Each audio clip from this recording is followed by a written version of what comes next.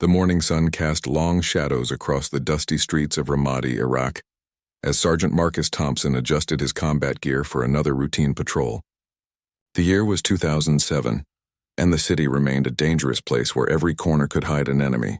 Thompson had been deployed for 8 months now, leading his squad through the maze of war-torn neighborhoods that had become their daily battlefield. As the Marines prepared to move out from their forward operating base, Thompson noticed something unusual near the old concrete bridge that spanned a dried riverbed on the outskirts of the city. A large German shepherd was pacing back and forth near the bridge's foundation, its desperate barks echoing through the morning air. The dog appeared thin and battle-worn, its once beautiful coat now matted with dust and grime from living in the harsh desert environment. Thompson had seen many stray dogs during his deployment, but this one was different. The animal wasn't simply wandering aimlessly like most strays. Instead, it seemed focused, almost frantic, as it moved between the bridge supports and looked directly at the approaching Marines. Its bark wasn't aggressive or territorial, but carried an unmistakable tone of urgency that made Thompson pause and study the situation more carefully. The German shepherd noticed the Marines' hesitation and intensified its efforts, running toward them a few steps before returning to the bridge. It repeated this behavior several times as if trying to communicate something important. Thompson had grown up with dogs back home in Tennessee and recognized the animal's body language. This wasn't random behavior. The dog was trying to lead them somewhere specific. Despite his squad's initial reluctance to investigate what could easily be a dangerous distraction, Thompson made the decision to follow the dog. In a war zone where insurgents often used clever tactics to lure soldiers into traps, this decision carried significant risk. However, something about the German shepherd's desperate behavior convinced him that this situation deserved investigation. As they approached the bridge more closely, the dog's excitement grew. It ran directly to a specific section of the foundation where concrete blocks had been stacked to create a makeshift barrier. The animal began scratching at the ground near these blocks, whimpering and looking back at the Marines with what could only be described as pleading eyes. Thompson signaled his men to spread out and maintain security while he examined the area more closely. The bridge itself was a simple concrete structure that had survived years of conflict, though it showed obvious signs of damage from explosions and gunfire. Local civilians had been using it regularly, which made the German shepherd's specific focus on this particular spot even more intriguing. The dog continued its frantic digging, creating small clouds of dust as its paws scraped against the hard-packed earth. Thompson knelt down beside the animal and noticed that the ground here seemed different from the surrounding area. The soil appeared to have been disturbed recently, and there were subtle differences in color and texture that suggested something had been buried beneath the surface. Using his combat knife, Thompson began carefully scraping away the loose dirt where the dog had been digging. Within minutes, his blade struck something solid that definitely wasn't rock or root. The metallic sound made his heart race as he realized they might have discovered an improvised explosive device or weapons cache hidden by insurgents. However, as Thompson continued digging and the object began to take shape, he realized this discovery was going to be far more complex than a simple weapons find. The German shepherd sat back on its haunches, panting heavily, but watching intently as the Marines worked to uncover whatever lay buried beneath the bridge. The animal's behavior suggested it had been guarding this spot for some time, waiting for someone to arrive who would understand its urgent message. Thompson's radio crackled with routine patrol updates from other units operating in the area, but he barely registered the voices as his full attention focused on the mysterious object emerging from the earth. The German shepherd had led them to something significant, and Thompson had the distinct feeling that this discovery would change everything about their understanding of what had been happening in this seemingly quiet section of Ramadi. As Thompson carefully brushed away more dirt, the outline of what appeared to be a metal container became visible. His training kicked in immediately, and he motioned for his squad to move back to a safe distance while he continued the delicate excavation process. The German shepherd remained close by, its intelligent eyes tracking every movement as if it understood the gravity of the situation. The container was larger than Thompson had initially expected, approximately the size of a military ammunition box but with different markings. As more of it became exposed, he could see that it wasn't military issue at all. The metal showed signs of recent burial, but it was clearly a civilian container that someone had deliberately hidden beneath the bridge foundation. Corporal Jensen approached cautiously with the squad's metal detector, sweeping the area around the buried container to check for any explosive devices that might have been placed as booby traps. The detector remained silent, indicating no immediate metallic threats in the surrounding soil.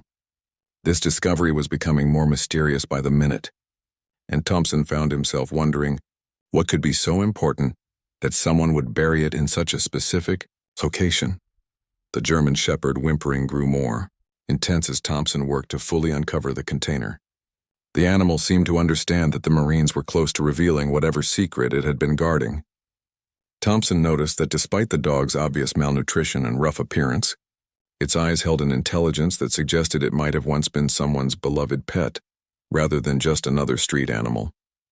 With the container now fully exposed, Thompson faced the critical decision of whether to open it immediately or call for specialized personnel.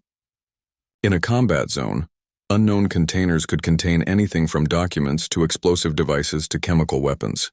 However, the German Shepherd's behavior and the careful way the container had been buried suggested this was something different entirely. Thompson decided to proceed with extreme caution.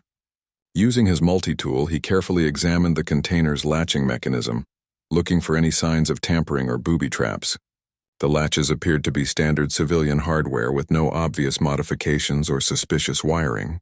The German Shepherd moved closer, its tail wagging slightly for the first time since the Marines had encountered it. As Thompson slowly lifted the container's lid, the German Shepherd let out a series of soft whimpers that sounded almost like relief. Inside the container, wrapped in what appeared to be clean cloth, were several small bundles. Thompson's heart raced as he carefully lifted the first bundle and began to unwrap it.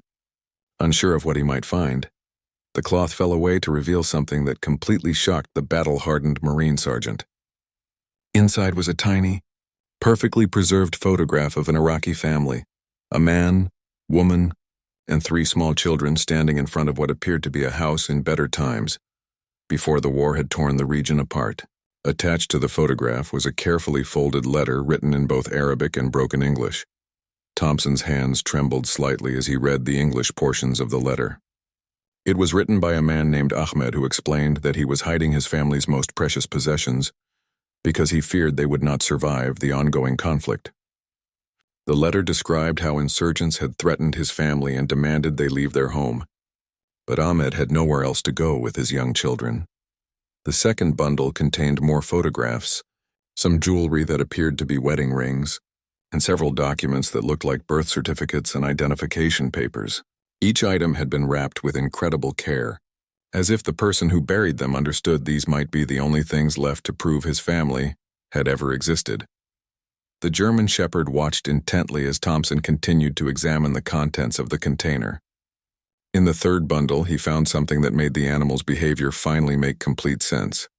A small leather collar with a brass nameplate that read Max in both English and Arabic script. Below the name was an address in Ramadi that Thompson recognized as being in a neighborhood that had been heavily damaged during recent fighting. The connection became clear as Thompson looked from the collar to the German Shepherd, sitting patiently beside him. This wasn't just any stray animal. This was Max, the family dog mentioned in Ahmed's letter. The dog had been guarding his family's buried treasures, waiting faithfully for someone who could help, or for his family to return safely to reclaim their precious memories. Thompson held the collar in his hands and looked at Max with new understanding. The German Shepherd's tail wagged more vigorously now, as if sensing that the Marines finally understood his purpose. Thompson called over his translator, Sergeant Rodriguez, who had joined their unit 2 months earlier and spoke fluent Arabic. Rodriguez carefully examined the documents and letters found in the container, translating the Arabic portions that provided crucial details about Ahmed's family situation. The story that emerged was both heartbreaking and inspiring. Ahmed had worked as a translator for American forces early in the war, which had made him a target for insurgent groups who viewed him as a collaborator. According to the letter, Ahmed's family had received multiple death threats and had been forced to flee their home in the middle of the night 3 weeks earlier. Before leaving, Ahmed had buried their most precious possessions under the bridge where he and his father used to fish during peaceful times. The location held special meaning for his family, and he hoped that if anything happened to them, someone might eventually find these treasures and know that they had existed. Max had been left behind during the family's hasty escape because Ahmed feared the dog would slow them down or draw unwanted attention during their dangerous journey to safety. However, Ahmed had trained Max to guard the buried container and wait for help to arrive. The letter included specific details about Max's training and his loyalty to the family, explaining how the intelligent dog would try to lead trustworthy people to the hidden treasures if the family didn't return within a month. Thompson realized that Max had been surviving on his own near the bridge for weeks, drinking from puddles of rainwater and scavenging whatever food he could find in the war-torn city. Despite his obvious hunger and difficult living conditions, the dog had never abandoned his post. Max had maintained his vigil, waiting faithfully for someone who might be able to help reunite him with Ahmed's family. The Marines discovered additional bundles in the container that revealed more about the family's story. There were children's drawings, presumably created by Ahmed's 3 kids, showing stick figures of their family with Max prominently featured in each picture. One drawing showed Max playing with the children in what appeared to be their yard, while another depicted the entire family, including the dog, standing together under a bright yellow sun. Rodriguez found a small notebook that Ahmed had used to practice his English while working with American forces. The pages were filled with vocabulary words, phrases useful for translation work, and personal observations about American soldiers he had worked with. One entry, dated just 2 months before the family's disappearance, expressed Ahmed's hope that the war would end soon so his children could return to school, and Max could play safely in their neighborhood. Again, Thompson made a decision that would change the course of this story dramatically. Rather than simply cataloging the discovered items as evidence and moving on with their patrol, he decided to make finding Ahmed's family a personal mission. He understood that Max had been trying to communicate something far more important than the location of buried valuables. The dog had been trying to save his family. Using his radio, Thompson contacted his commanding officer and requested permission to investigate the address found on Max's collar. He explained the unusual circumstances of the discovery and the potential intelligence value of locating a former American translator who might have valuable information about insurgent activities in the area. While waiting for authorization, Thompson shared his field rations with Max, who ate hungrily but remained alert and focused on the Marines' activities. The dog seemed to understand that these soldiers were different from the many people who had passed by the bridge without stopping to investigate his desperate attempts to communicate. Rodriguez continued translating Ahmed's writings and discovered that the man had kept detailed notes about insurgent movements and safe house locations he had observed while working in the area. This information could prove invaluable to ongoing military operations, providing another compelling reason to locate the missing family. As Thompson carefully repacked the family's treasures into the container, Max moved closer and placed his head against the Marine's leg. The gesture was unmistakably one of trust and gratitude, as if the dog understood that finally, after weeks of faithful waiting, someone was going to help him complete his mission to protect his family's legacy and hopefully reunite them all once again.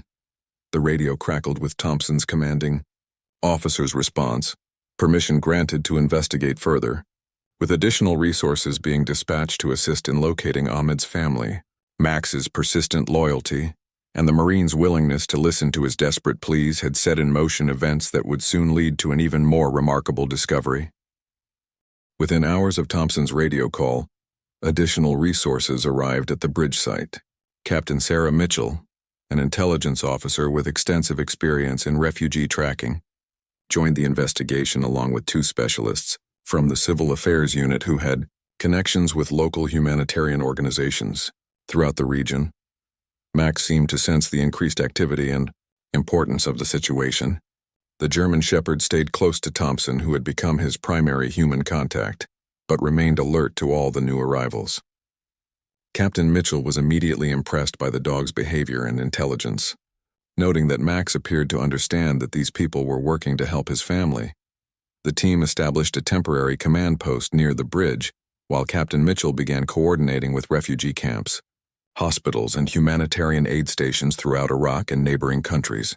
Ahmed's work as a translator meant his family would likely have sought asylum through official channels, potentially making them easier to track through bureaucratic records. Rodriguez had finished translating all of Ahmed's documents and created a comprehensive profile of the family. Ahmed Hassan, age 34, had worked with American forces for 2 years before the threats became too dangerous to ignore. His wife Fatima, age 29, had been a school teacher before the war forced most schools to close. Their children were Omar, 8 years old, Layla, 6 years old, and baby Samir, 18 months old. The intelligence team discovered that Ahmed had been particularly valuable as a translator because he understood not only Arabic and English but also several regional dialects that helped American forces communicate with local tribal leaders. His detailed notes about insurgent activities provided current intelligence that was immediately forwarded to active units operating in areas where Ahmed had observed suspicious movements. Meanwhile, Thompson remained with Max at the bridge, establishing a strong bond with the loyal dog. Max had begun eating regularly again and seemed more relaxed now that he understood his vigil was being supported by the Marines.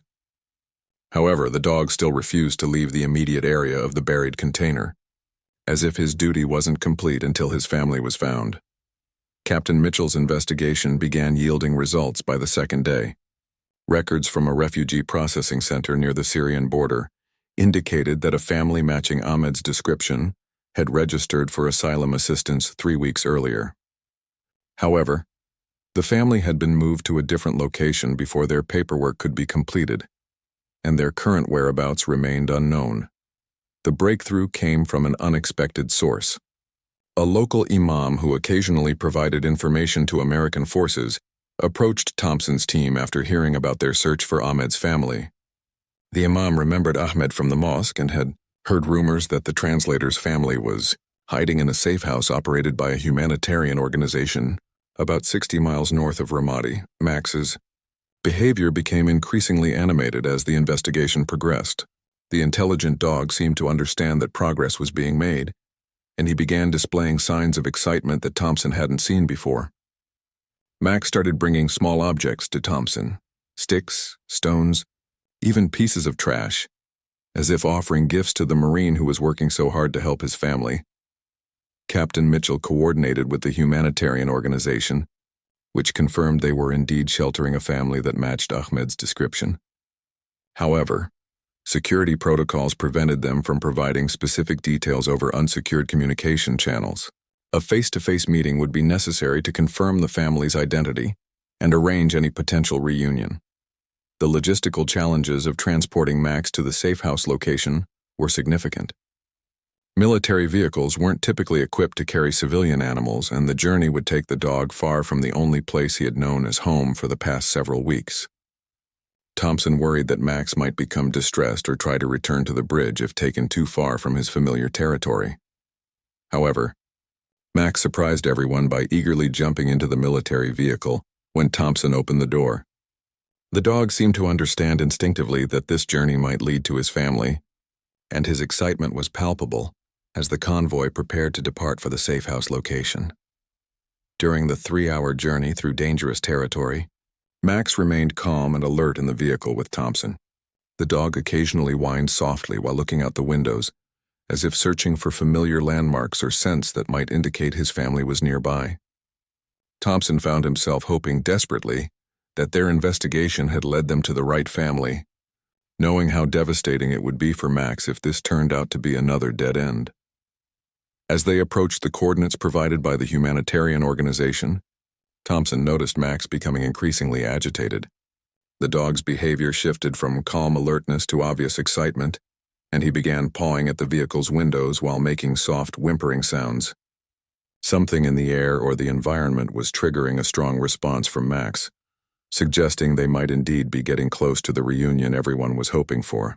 The humanitarian safe house was located in a compound that had once been a small school, now converted to provide temporary shelter for displaced families. As Thompson's convoy approached the main gate, Max's excitement reached a fever pitch. The dog was pressing his face against the window, his tail wagging so frantically that his entire body was shaking with anticipation. Dr. Elena Vasquez, the coordinator of the humanitarian organization, met the Marines at the entrance.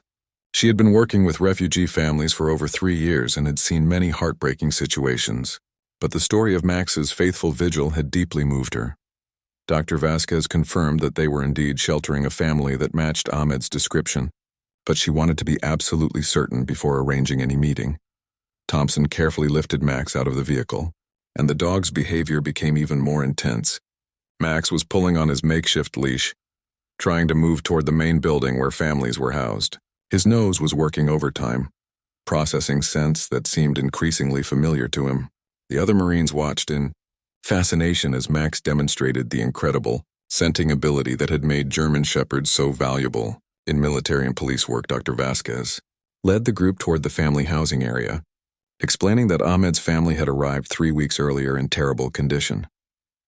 Fatima had been suffering from severe dehydration. Baby Samir had developed a respiratory infection during their dangerous journey, and young Omar and Layla had been traumatized by the threats against their family and their hasty escape from home. As they approached a specific building within the compound, Max suddenly broke free from Thompson's grip and bounded toward a doorway. The dog's powerful legs carried him quickly across the courtyard, and he began scratching frantically at a particular door while barking in a way that Thompson had never heard before. These weren't the desperate, pleading barks from the bridge. These were joyful, excited sounds of recognition. The door opened cautiously, and a young boy's face appeared in the opening. Omar, Ahmed's 8-year-old son, stared at Max for a moment as if he couldn't believe what he was seeing.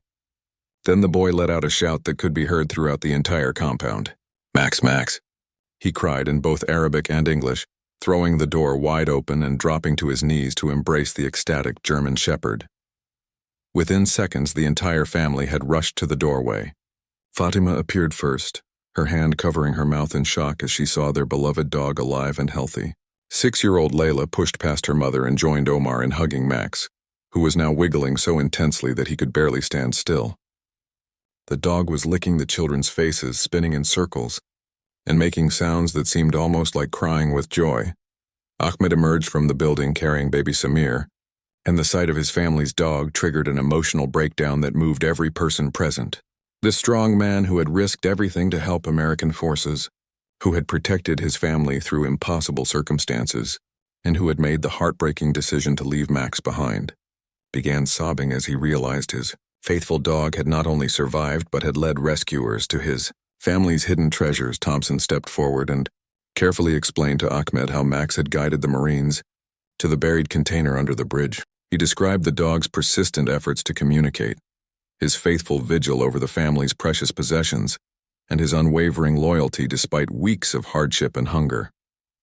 As Rodriguez translated Thompson's words, Ahmed's amazement grew with each detail. Ahmed knelt down and embraced Max, speaking rapidly in Arabic, while tears streamed down his face. Rodriguez translated portions of Ahmed's emotional words. He was telling Max that he was a good dog, that he had protected the family even when they couldn't be together, and that he would never have to be alone again. Max responded by pressing against Ahmed and making soft whining sounds that clearly expressed his relief and joy. Dr. Vasquez watched the reunion with tears in her own eyes, later explaining that in all her years of humanitarian work, she had never witnessed such a powerful demonstration of loyalty and love. The other refugee families in the compound had gathered to watch the reunion, many of them crying as they witnessed the incredible bond between the dog and his human family. Thompson carefully presented Ahmed with the container holding his family's treasures.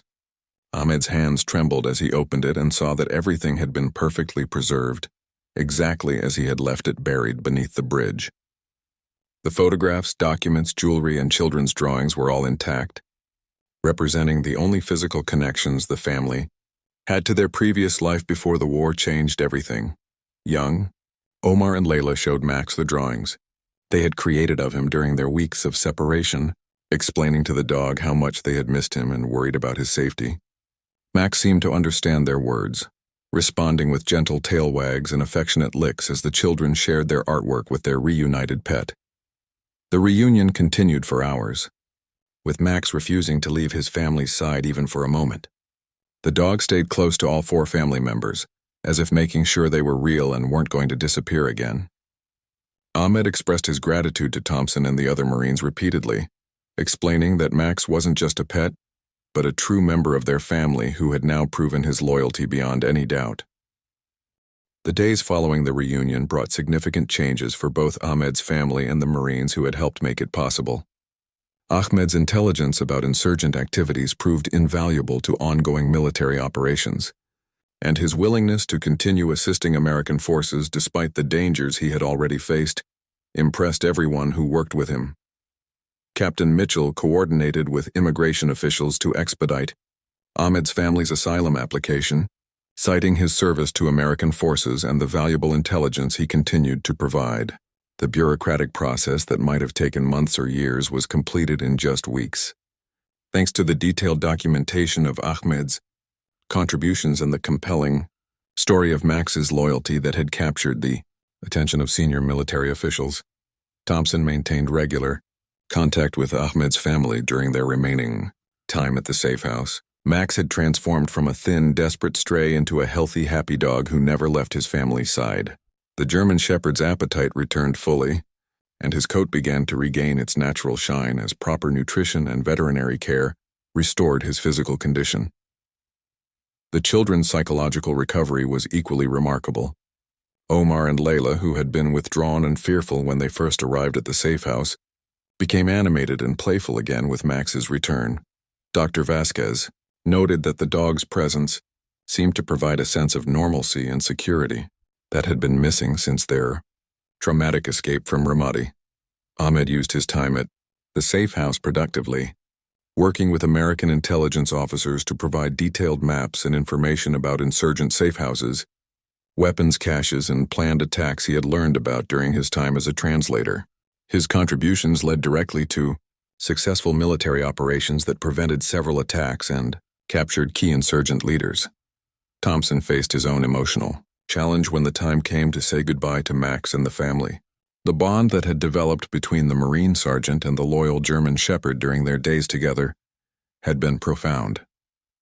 Max had taught Thompson something important about loyalty, perseverance, and the power of never giving up hope even in the darkest circumstances. Ahmed's family eventually received approval for resettlement in the United States, where Ahmed's work as a military translator had earned him special immigration status. The family was relocated to Tennessee, not far from Thompson's hometown, creating an opportunity for the friendships formed during the crisis to continue beyond the war zone. Max adapted remarkably well to life in America, though he occasionally displayed behaviors that reminded everyone of his weeks guarding the buried treasure beneath the bridge. He would sometimes sit by windows for long periods, watching alertly as if maintaining his vigil, and he never liked being separated from his family members for extended periods.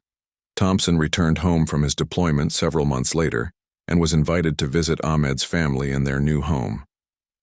The reunion with Max was joyful, but different from their intense bonding experience in Iraq. Max remembered Thompson clearly and greeted him with enthusiasm, but the dog's primary loyalty remained firmly with his family, exactly as it should be. Ahmed found work with a government contractor, using his language skills and cultural knowledge to help train American personnel being deployed to Iraq and Afghanistan. His unique experience as both a translator and a refugee gave him valuable insights that proved beneficial to military preparation programs. The children thrived in American schools, with Omar and Layla quickly learning English and making friends who were fascinated by their stories about Max's incredible loyalty. Baby Samir, who had no memory of the traumatic escape from Iraq, grew up as an American child with a remarkable family dog who had once been a hero. Thompson often reflected on the day when Max's desperate barking had led him to investigate beneath the bridge. The discovery had changed multiple lives in ways that none of them could have imagined. A simple decision to listen to a dog's urgent communication had resulted in a family reunion, valuable intelligence that saved American lives, and a demonstration of loyalty that inspired everyone who heard the story. Max lived for many more years with Ahmed's family, becoming a beloved neighborhood dog who was known for his intelligence and gentle nature with children. He never forgot his weeks of faithful waiting beneath the bridge. But those difficult times became part of a larger story of perseverance, loyalty, and the unbreakable bonds between families, whether human or canine. The bridge in Ramadi eventually became a symbol of hope for Thompson and his unit. They knew that beneath its concrete foundation, Max had waited faithfully for help to arrive, never giving up on his mission to protect his family's treasures and find a way to bring them home. That kind of unwavering loyalty and determination became a source of inspiration that helped them through their own challenging days in the war zone.